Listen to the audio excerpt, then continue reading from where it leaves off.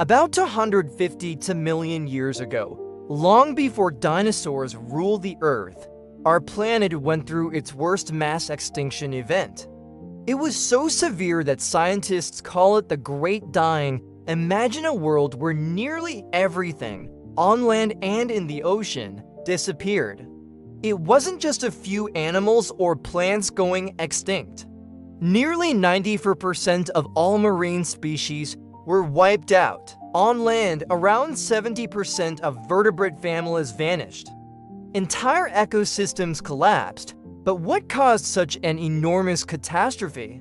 And more puzzling, why did the Earth stay extremely hot for 5 million years after it happened? To answer that, we have to look at what triggered the event. It all started with massive volcanic eruptions in a region that today we call Siberia. These weren't ordinary volcanoes. This was one of the largest volcanic events in Earth's history, releasing huge flows of lava across the landscape. But it wasn't just lava that caused the trouble. These eruptions happened in an area filled with rocks rich in organic material, ancient remains of plants, and animals buried deep underground. When the hot magma came in contact with these rocks, it vaporized massive amounts of carbon dioxide and other greenhouse gases, pumping them into the atmosphere. Scientists estimate that this increase in carbon dioxide happened over as little as 50,000 years, a blink of an eye in geologic time. The result, a rapid and deadly warming of the planet. Temperatures on land rose by 6 to 10 degrees Celsius. That may not sound like much, but for life that evolved in a much cooler world, it was devastating. Now here's where the mystery begins. Usually, after a volcanic outburst like this, Earth cools back down over time, typically within a million years. But after the Great Dying, the world didn't bounce back. The planet remained locked in a super hot hothouse state for over 5 million years. Why? A team of scientists from Australia and the UK recently published a study with an answer, and it comes down to plants.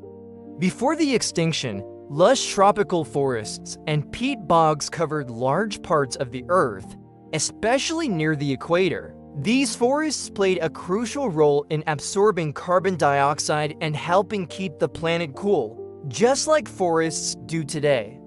But when temperatures spiked and rainfall patterns changed, these sensitive ecosystems collapsed.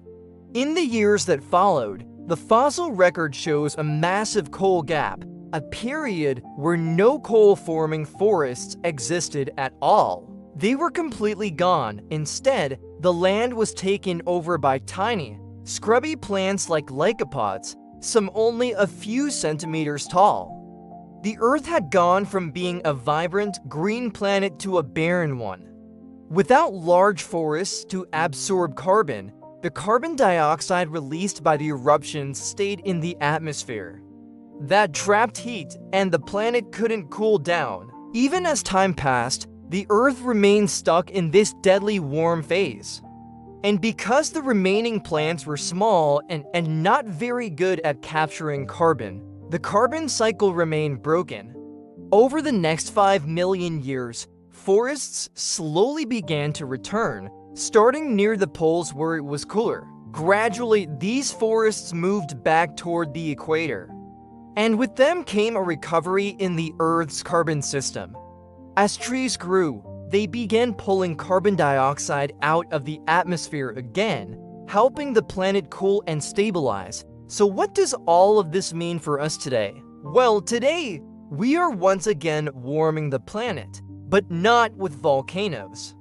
This time, it's human activities, burning fossil fuels, cutting down forests, and releasing carbon dioxide on a massive scale. And it's happening much faster than anything the Earth experienced 250 million years ago. The lesson from the Great Dying is clear. When tropical forests collapse, the planet loses one of its most powerful tools for climate balance.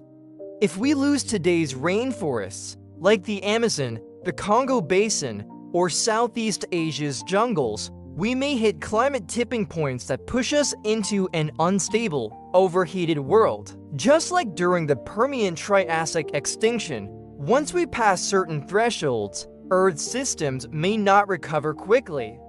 In fact, it could take millions of years, but unlike in the past, we have a choice.